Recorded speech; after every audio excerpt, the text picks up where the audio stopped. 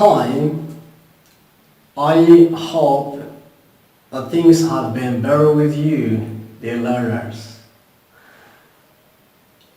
Many learners still complain about the lesson you see on the whiteboard, the passive voice, which is implicitly a very easy lesson.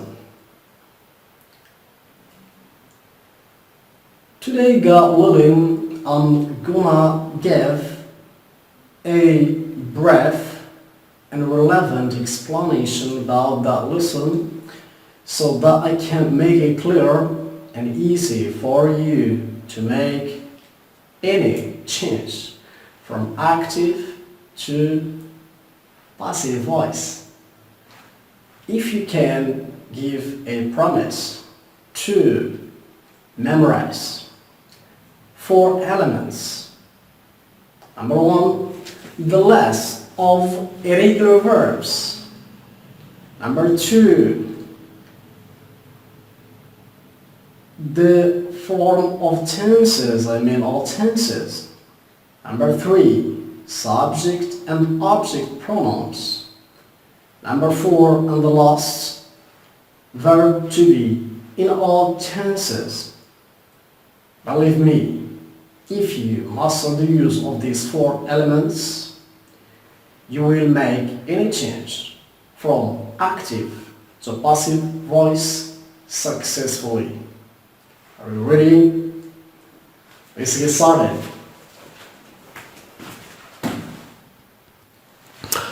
Well, dear learners, I introduce exclusively 4 main steps to change a sentence from active to passive form. Alright? Here is a sentence on which we are going to do our steps. These are the steps. Let's go over these steps. First step is this: reverse places of subject and object of the sentence mechanically.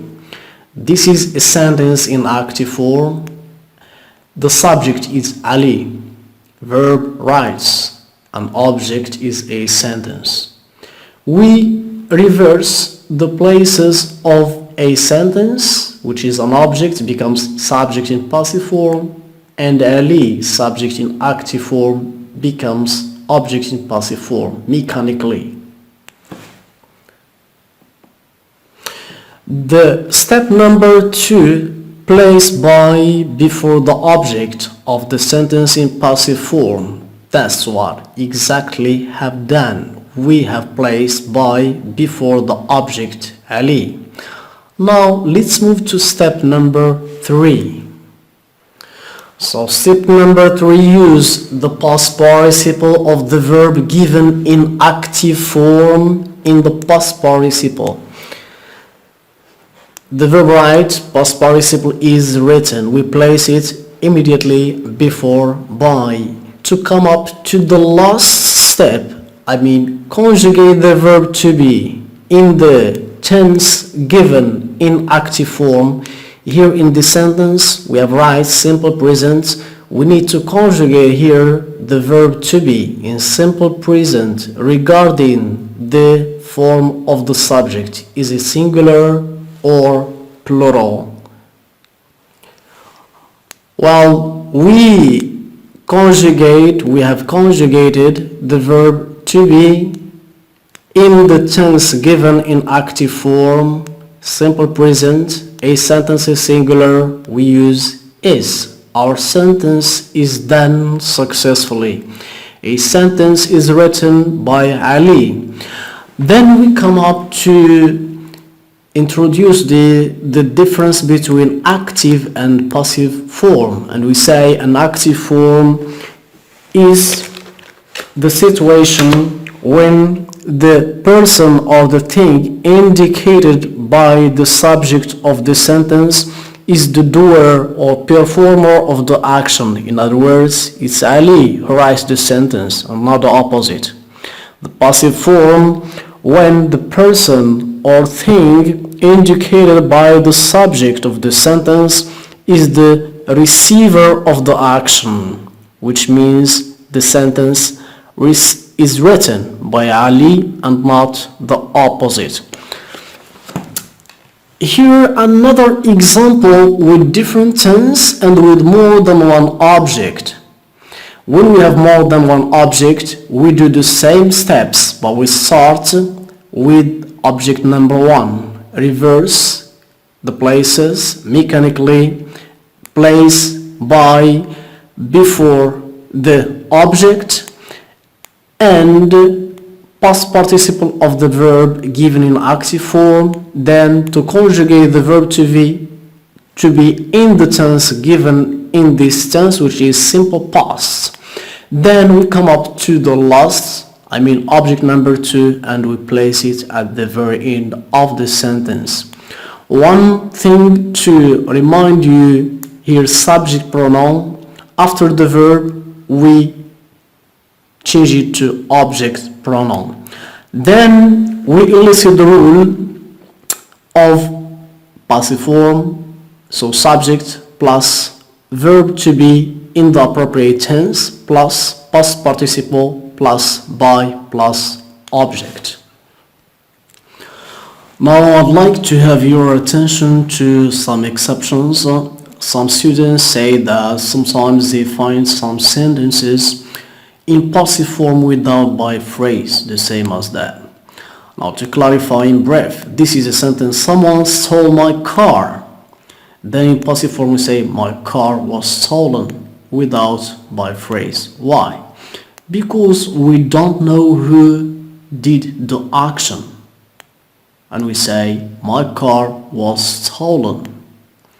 Or another example, somebody broke the window. We say the window was broken, and we do not use by somebody because either the subject is not known or we don't want to know the subject, who does the action or who did the action, simply because at the very end the window was broken and we have either to reform the window or to buy another new window. Alright? That's why we don't use by phrase when the subject is not known here, or when we don't want to know who did the action. Alright? Now, dear learners, the biggest question is the following: why do we need to study passive voice? Or what does it add to us in our life? To answer that question, I want to say that nowadays you can see in everyday life, when you read books, when you watch films, whatever, you find that authors, writers, playwrights, novelists, writers of scenarios of films, critics, all of them, they prefer to use passive voice in their piece of work, simply because they send their message to their audience clearly and successfully without mentioning the performer or the doer of the action. Instead, they just place emphasis on the action. By doing so, they criticize their societies or whatever safely. The audience receives the message successfully. I hope that you have understood the lesson of passive voice. Have a nice day.